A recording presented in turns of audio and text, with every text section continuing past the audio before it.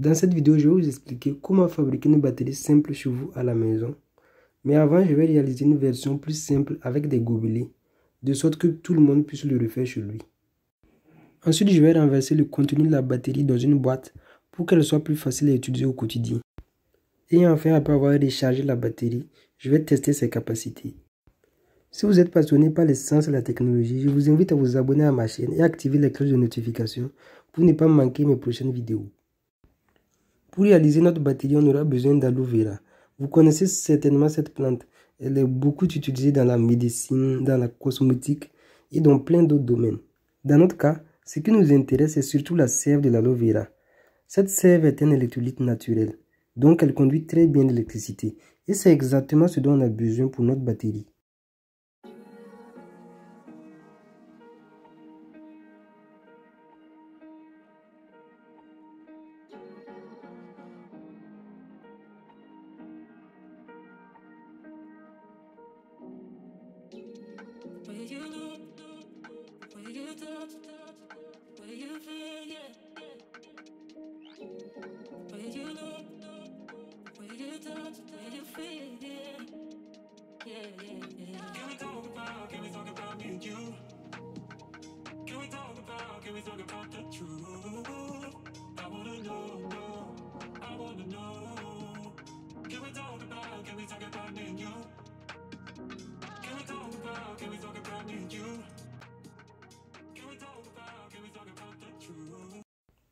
Ensuite, on a besoin de piles.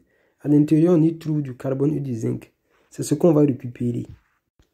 Il faut commencer par détacher le scotch qui recouvre la pile. Après avoir détaché le scotch, vous verrez une coque en métal de couleur grise. Cette coque-là, c'est le zinc. Maintenant, le carbone, c'est la tige de couleur noire qu'on trouve au centre de la pile.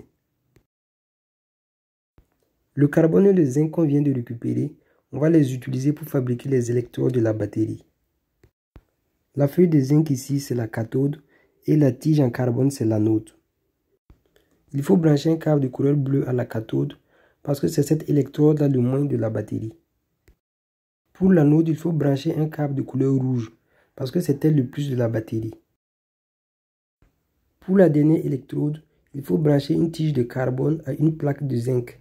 C'est cette électrode-là qui va permettre de mettre en série les deux cellules de la batterie. Maintenant, on a tout ce qu'il nous faut pour fabriquer la batterie. Je commence par renverser le contenu de la sève dans deux récipients et ensuite je plonge les 4 électrodes dans les différents récipients.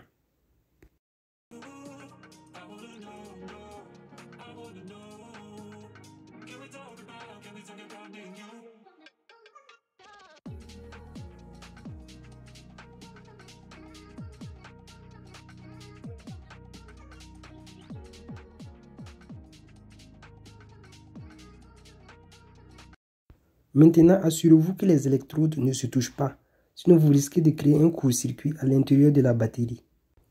Maintenant, la batterie est terminée. Si vous mesurez la tension à ces bornes, vous trouverez quelque chose de 2,2 volts. Mais après, vous pouvez la recharger. Chaque cellule produit une tension de 1,6 volts. Ici, on en a deux. C'est-à-dire que si vous rechargez la batterie, vous aurez une tension d'environ 3,2 volts. Je termine par renverser le contenu des gobelets dans un bocal avec 2 compartiments pour en faire une batterie comme celle qu'on trouve dans le commerce.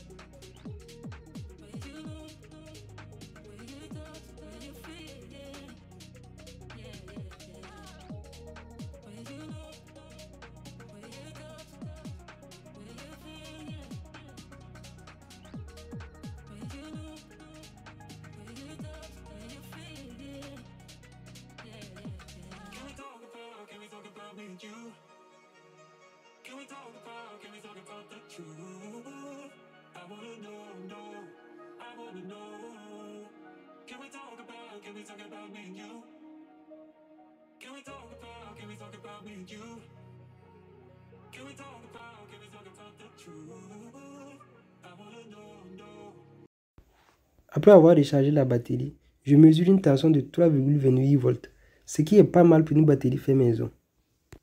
Avec ces 3 volts, il y a assez de puissance pour alimenter tout récepteur qui demande du 3 volts pour fonctionner.